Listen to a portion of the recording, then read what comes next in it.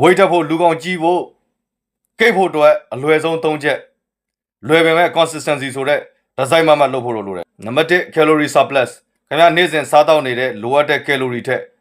900တိုးစားဖို့လိုတယ်ဥပမာပြောရရင်ဒီပတ်မှာ calorie 2500စားတယ်ဆိုရင်နောက်တစ်ပတ်မှာ calorie 3000စားဖို့လိုတယ်ဗျဒီပုံကိုကြည့်ချင်းအဖြစ်အစားတောက်စားတဲ့အခါမှာတိတိတတ်တာတိုးစားဖို့လိုတယ်လို့ဆိုလိုတာပါကလေးငယ်တွေမကြီးထွားခြင်းအကြောင်း calorie တိုးမစားလို့ရှင်းရှင်းလေးနံပါတ်1 progressive overload ခင်ဗျားမနေတဲ့အလေးတွေလုံနေတဲ့လေ့ကျင့်ခန်းတွေကိုအပတ်တိုင်းမှာ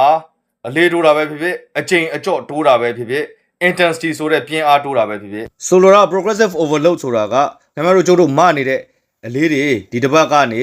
နောက်တစ်ပတ်မှာတိုးလာတာ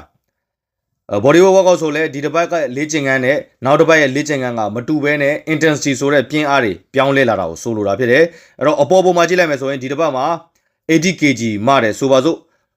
နောက်တစ်ပတ်မှာဆိုရင်ဒါမှမဟုတ်နောက်လမှာဆိုရင်20 kg လောက်တိုးပြီးတော့ squat ထိုင်တာမျိုးတွေ body weight workout ဆိုလဲဒီတစ်ပတ်မှာပုံမှန် push up 10ချိန်3ကြော့ကစားတယ်ဆိုပါစို့နောက်လမှာဆိုရင်တော့လက်ခုပ်တီးပြီးတော့မှ push up လုပ်တာ10ချိန်15ချိန်3ကြော့လောက်ကစားတာမျိုးတွေပေါ့ခင်ဗျားတို့ကျုပ်တို့ပုံမှန်သိနေတဲ့ကြွက်သားတွေကအလေးဘလောက်မနေတယ်ဘလို့ workout တွေလုပ်နေတယ်ဆိုတာ तू ကတုံ့ပြန်တာမဟုတ်ဘူးခင်ဗျားတို့မတဲ့အခါမှာသူ့ပေါ်ပေးတဲ့ pressure ဆိုတဲ့ဖိအား tension ဆိုတဲ့တင်းအားနဲ့ကြွက်သားဘလောက် damage ပျက်စီးလဲဆိုတဲ့အပေါ်မှာမူတည်ပြီးတော့တုံ့ပြန်တာဖြစ်တယ်အင်တာနက်လေ့ကျင့်ခန်းလုပ်တဲ့အခါဥပမာ progressive overload ဆိုတဲ့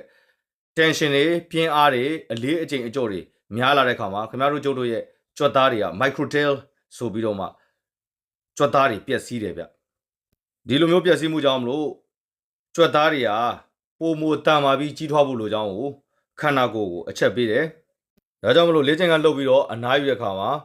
ပျက်စီးသွားတဲ့ကြွက်သားတွေကိုပြန်လဲပြုပြင်ပြီးတော့မှတိဆောက်တယ်ပြန်လဲတိဆောက်လိုက်တဲ့ကြွက်သားတွေကပုံမကြီးထွားတယ်ပုံမတန်မာတယ်ပုံမအားကောင်းတဲ့ hypertrophy ဆိုပြီးတော့မှကြွက်သားတွေကိုပြုပြင်တဲ့စနစ်နဲ့အလုပ်လုပ်တာဖြစ်တယ်ဗျလူငယ်တွေတော်တော်များများမသိတဲ့အချက်ကလေ့ကျင့်ခန်းလုပ်တာကကြွက်သားကိုဖျက်ဆီးတာပဲဖြစ်ပြီးတော့အနားယူပြီးတော့ပြည့်စုံလုံလောက်တဲ့အာဟာရကိုစားတောက်ခြင်းအိပ်စက်ခြင်းတွေရတာကြွက်သားကြီးထွားမှုပြန်လည်တိဆောက်မှုကို